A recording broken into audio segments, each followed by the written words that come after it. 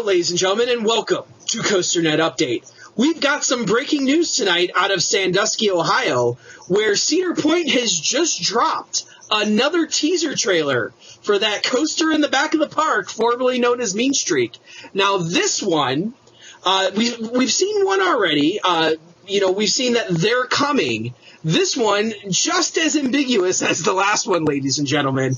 This one says they're rolling in. We've also seen the one that said they're wild and unruly, so just as ambiguous. So we've seen two ambiguous ones, and we got a third one now. This one says that they're rolling in like thunder. So, Danny, what is going on here? And are there any other clues, maybe, to what's happening with this ride?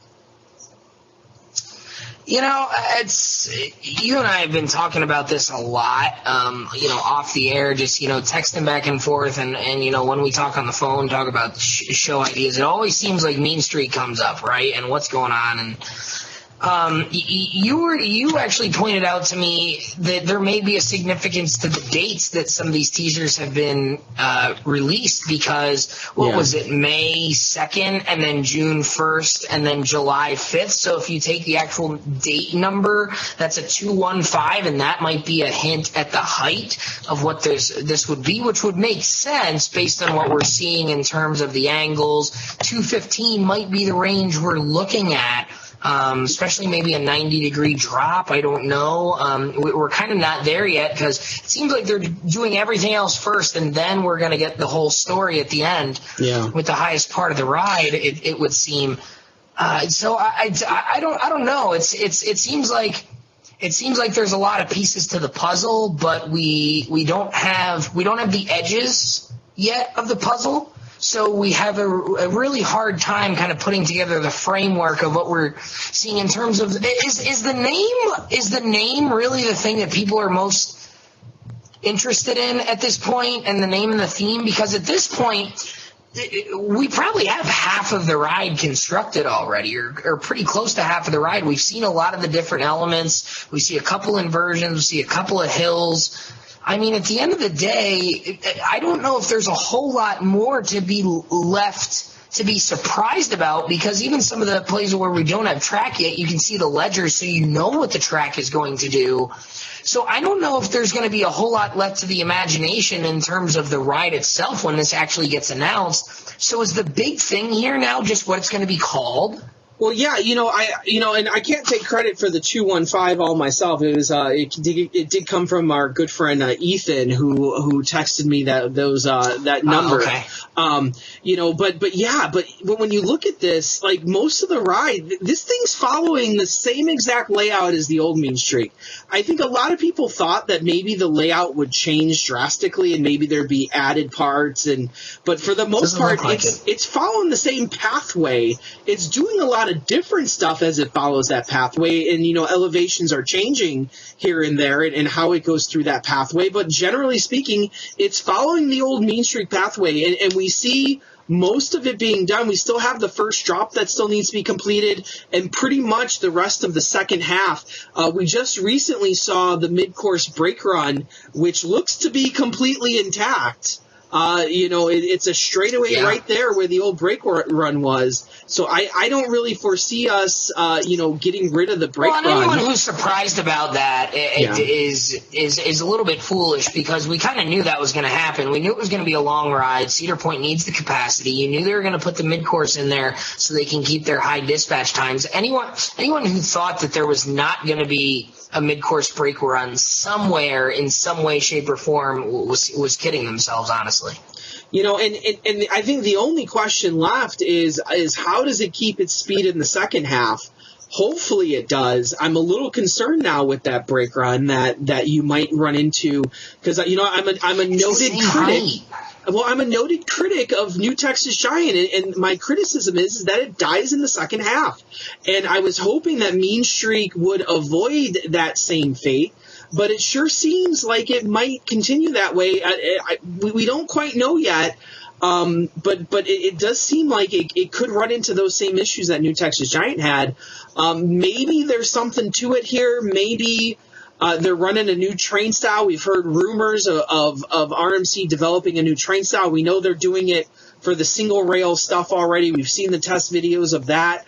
Are they going to apply some of those concepts over to a new train for Mean Streak? Will it lend itself to maybe a speed up on that mid course? Is that just a brake run? Is it a launch? I'm thinking it's just a brake run, though.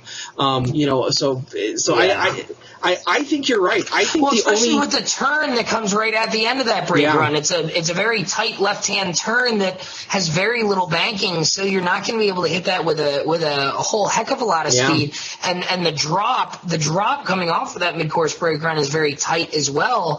So I don't think there's a whole lot of anticipation to take that with a ton of speed. So I don't know. I express the same concerns because, the thing that I always say about New Texas Giant, they went too low too quickly when they were trying to reenact it. And the first little bit that goes underneath the lift hill with the overbanks and, the stalls and the rolls and whatever, that's very high up off the ground. So that was like, okay, so far so good. They're staying high as long as they can. But then that mid-course, if that takes off some speed, it looks like there's a little bit of a double up, maybe a crossover hill, but that looks very close to the ground, relatively speaking, certainly along the same lines as what New Texas Giant did. So if they do go all the way around the perimeter of the ride again and go under the brake run, just like the original Mean Streak did under the mid-course before it comes back to the brake run at the end of the ride. I do have some concerns that it's going to, burn off a little bit too much speed, and maybe we're just going to get some of those New Texas Giant little bunny hops, which I mean,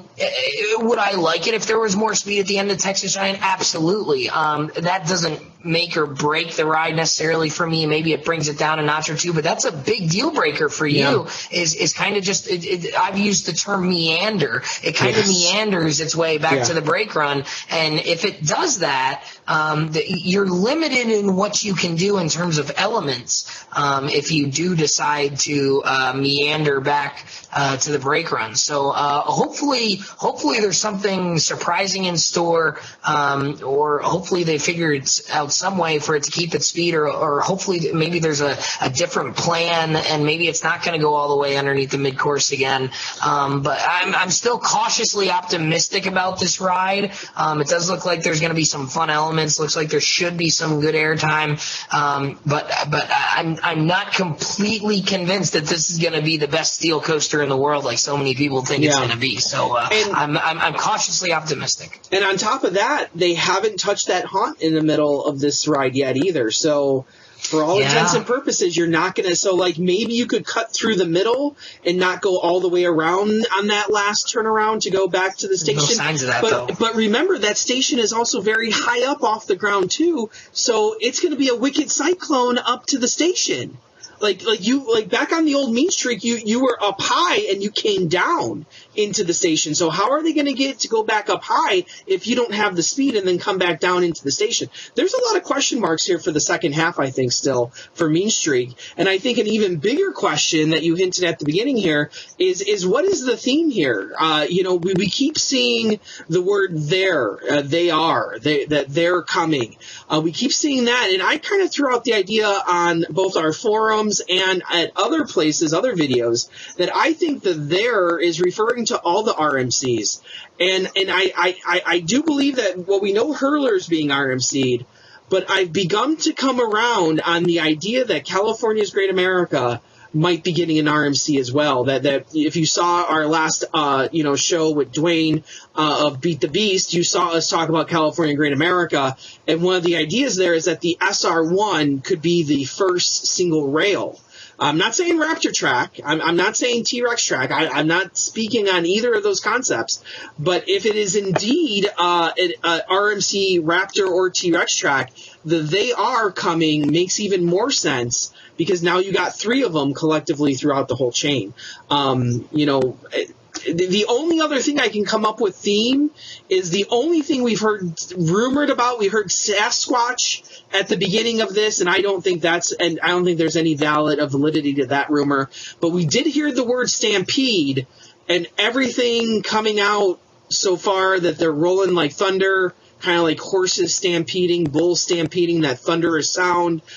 Stampede still seems to be that Western theme, and it might just fit in with what's going on here. And here's a thought and something that I said. I'll throw out a little modification of that idea. We talked about how it's weird that they chose the brown color for this, especially if they're going to market this as a new attraction and they're going to make a big deal about it being a steel coaster. Now, do you think that they might even go so far as to go with Steel Stampede and do something along those lines? Like, wow, they went Medusa Steel Coaster down at Six Flags Mexico. I mean, that's not typically the Cedar Fair. It's not typically the Cedar Fair route to do something like that. But, I mean, we saw them do Mystic Timbers, where they hint to the wood, Shivering Timbers, which it might have actually been pre-Cedar Fair there. Cedar Fair's done Steel Force. So they have, they do Steel Hawk. So we have seen them throw that type of thing in there before. So I don't know if maybe we could see something like that if they go Steel Stampede or maybe just Stampede. Stampede almost feels a little incomplete to me, which is why I thought of maybe they throw that in there. Stampede seems a little incomplete to me. Well, the only reason I would be okay with it is the idea that the last two coasters they put in, or renamed, I should say, Rougarou and Valraven, both are very difficult for people to figure out how to pronounce. So maybe something along the simpler lines, like Stampede, would be easier for the people to digest and figure out.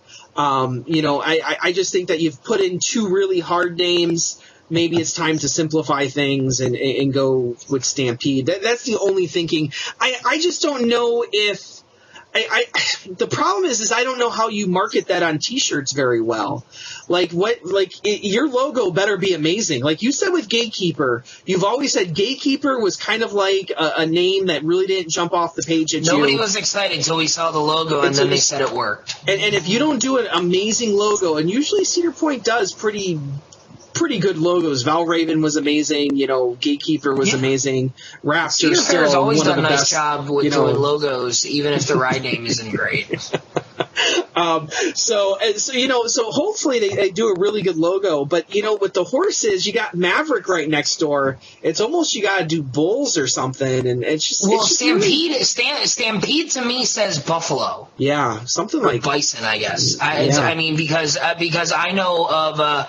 The hockey team, the Sioux Falls Stampede out in the Dakotas, logo is, a herd of buffalo with some smoke coming off to the side. So that's kind of what I initially think of, but I got nothing else. Now, I toyed around with the idea of maybe this not being a Western-themed ride, and I kind of threw it out in my head because I'm like, it's in Frontier Town. I feel like they've been theming everything to the Western theme, even the new, the new Sky Coaster that they moved over there. They kind of put it into that Frontier. So why would you diverge now with that? You finally have a unified theme in an area. Why go ahead and change it?